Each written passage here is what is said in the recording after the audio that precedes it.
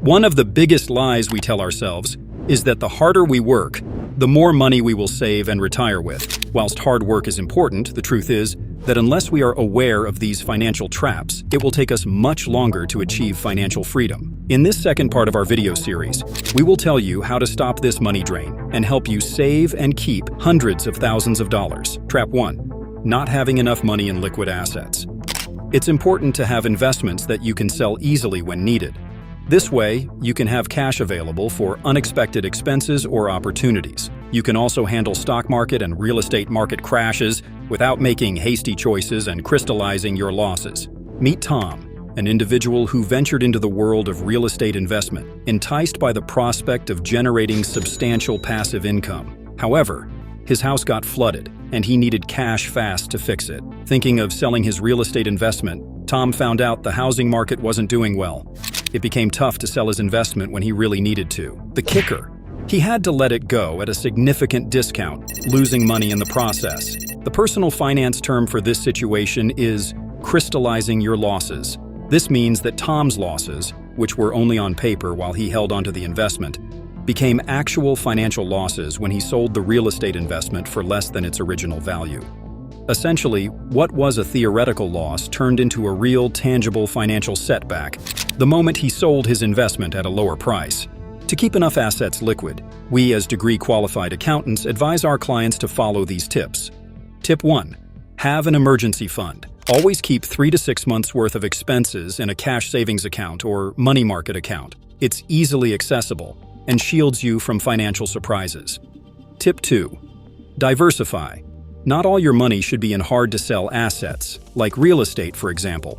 Consider balancing with more liquid options, like stocks, bonds, index funds, or ETFs. All of these are generally easy to sell. If you sell an index fund, you can expect the entire process to take about 2 to 3 days, from the time you place the sell order to when the cash is available in your account. Also, ensure that you invest in a variety of these assets, not just 1 or 2 index funds or ETFs and a couple of stocks. You need options for when you have to sell something quickly, so that you can sell the asset that makes most financial sense at the time. Tip 3. Regular checkups. Routinely review your portfolio mix. If more than 20 to 30% of your investments are in non-liquid investments, consider selling some of your investments that are hard to turn into cash quickly, like real estate or certain bonds. Replace these assets with investments that are easier to sell, like stocks or government bonds. Doing this makes it easier for you to get cash when you need it and lowers the risk of having too much money stuck in investments that take a long time to sell. We'll talk about market timing next, but watch to the end to find out the biggest game changers. Trap 2. Trying to time the market. People often talk about timing the market. The dream scenario: buy low, sell high. However, predicting the stock market or crypto and other markets is really hard because there are lots of different things that affect them, like the economy, company profits, politics, and how investors feel, sudden political changes, natural disasters, etc. The markets can change super fast, so predictions can quickly become out of date. Some people believe they can use algorithms to time the stock market and crypto markets because these programs can analyze huge amounts of data and identify patterns quickly. We sometimes hear about traders being successful in making money using these algorithms. The problem is that they are unreliable, and you're unlikely to consistently make money this way. That's because despite the algorithm's advanced technology, predicting the market accurately is still hard. So, what's the way forward? A great consistent strategy is a concept called dollar cost averaging. This means that you consistently invest a certain amount over a long period of time. For example, $200 per week, every week. This strategy generally outperforms all other market timing strategies. So when someone casually mentions waiting for the ideal time to invest, nod, smile, and stick to your guns. In the investment world, it's less about the when and more about the how long. If you find our content helpful, please subscribe so you don't miss out on our next videos. Trap 3. Ignoring inflation. Remember that bottle of milk you used to buy for $1? Now it's like what, $3? That's inflation at work. While our cash stays put, everything else seems to grow pricier. Imagine you're saving to buy apples. If you save twice as much money, enough to buy 2 apples instead of 1, but the apple prices increase by 30% due to inflation. you'll find that your doubled savings still only allow you to buy about one apple, not two. So even though your savings have grown, the higher cost of apples means you can't buy as many as you wanted. The same thing happens with investments. With your cash at the bank earning 5% interest, you think your personal finances are doing well. But since inflation is also 5%, you're not actually moving forward financially at all. So to deal with inflation, here's what we, as degree-certified accountants, recommend to our clients. Tip 1. Mix up your investments. Different types of investments, like stocks, bonds, and real estate, each react in their own way to inflation.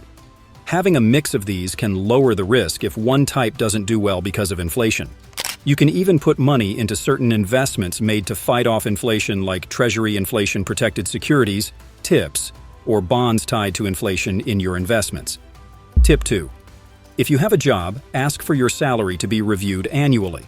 If your company does not increase your paycheck or only increases it by the amount of inflation, then change jobs to a higher-paid role. Over time, the cumulative effect of not negotiating for better pay can add up to a significant financial loss. Tip 3. If you have a business, make sure you increase your prices so you are not reducing your profits, which will ultimately send you out of business. Trap 4. Neglecting tax efficiency. If you overlook tax efficiency, you might end up paying more taxes than necessary. This reduces your savings and limits the amount you can invest, potentially delaying your journey to financial independence. It's important to focus on how much money you have left over after paying tax, not just what you make before tax. Sometimes an investment with a lower return might actually leave you with more cash at the end of the day. Tax rules are tricky and change based on where you live and how you make money, so it's important to talk to a tax expert for advice on your own situation. General tips for tax efficiency include: 1. In the U.S., utilize special savings accounts like IRAs, 401ks, and HSAs for tax-advantaged growth. In the UK, consider individual savings accounts and pension schemes for tax-free growth and retirement savings benefits. In Australia, if you contribute to superannuation accounts within the tax rules, you will only pay 15% tax. 2. Holding investments for a long time usually results in lower taxes on profits compared to selling them quickly. 3. If you run a business, it's generally better to be set up as a company or trust. Operating as a company can provide tax advantages, such as lower tax rates on corporate income and potential deductions that are not available to individuals. Additionally, it allows for more strategic financial planning, like reinvesting profits back into the business in a tax-efficient manner. Implementing these strategies requires some tax planning with your accountant, but the payoff is worth it, as your road to financial freedom can shorten by years or even decades. Trap 5. Sunk cost fallacy.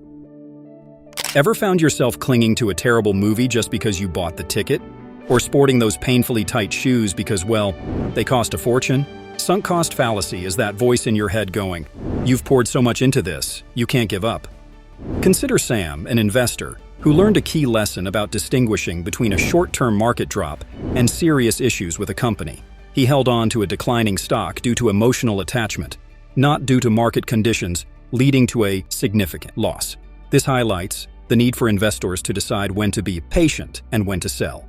To judge if a decrease in a stock's value is temporary or serious, check the company's financial health. If its earnings and profits are consistently falling, and other companies in the industry are not facing this issue, it could indicate specific problems with the stock. Stay informed about news regarding the company and market trends. Negative news about the company alone is a bad sign. However, a market-wide downturn might mean the drop is only temporary. Pay attention to financial analysts' predictions about the stock.